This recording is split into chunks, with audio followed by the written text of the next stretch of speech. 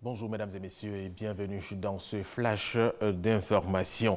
La très honorable Julie Payette, gouverneure générale du Canada, arrive ce vendredi ici en Côte d'Ivoire. Elle sera accueillie à l'aéroport international Félix Houphouët-Boigny par les autorités ivoiriennes. Rappelons qu'elle vient en Côte d'Ivoire pour une visite d'amitié et de travail de 3 jours. Visite qui va renforcer les relations d'amitié et de coopération entre les deux pays, le Canada et la Côte d'Ivoire. Le plus grand dispatching de Côte d'Ivoire sera construit à Yamoussoukro. Le lancement des travaux de ce centre de distribution et de contrôle de l'électricité a fait l'objet d'une réunion de toutes les parties prenantes à ce projet hier jeudi. Témoin pour RTI1, Jean-Luc Gbangbo Kwame. Voici à quoi va ressembler le prochain dispatching de Yamoussoukro. Sa mise en service est prévue en 2020.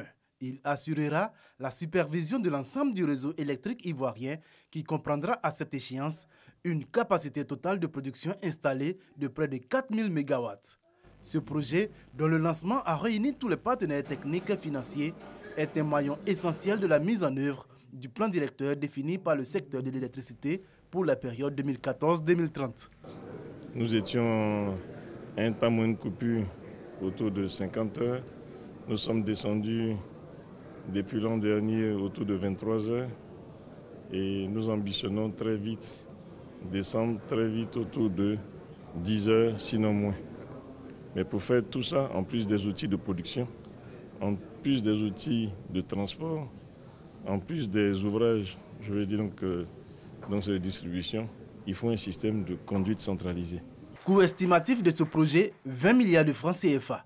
Les travaux de construction sont financés par la Banque européenne d'investissement dans le cadre d'un programme d'appui au secteur de l'énergie en Côte d'Ivoire. Il y a un vrai intérêt de tous les Européens pour travailler avec le secteur de l'énergie en partenariat.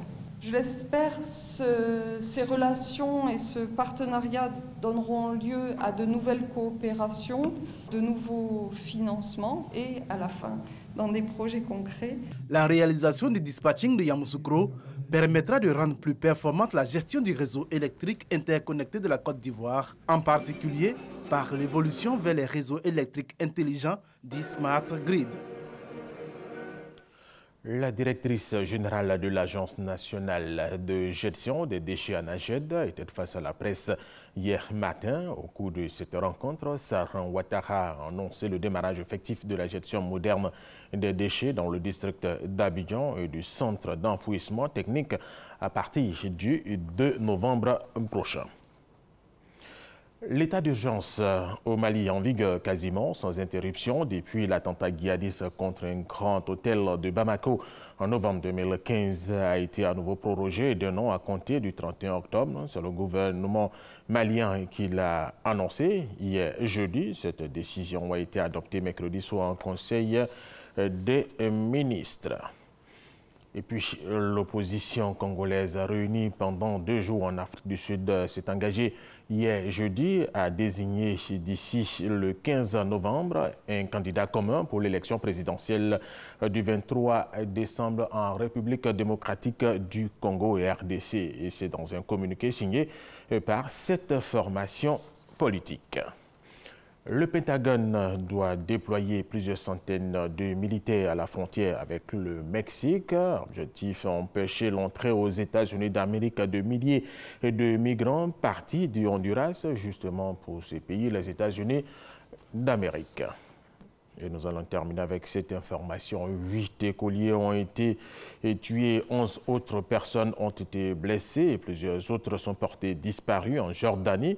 Quand un bus scolaire a été emporté par les pluies diluviennes hier jeudi dans la région de la mer Rouge. Le bus scolaire transportait 37 écoliers.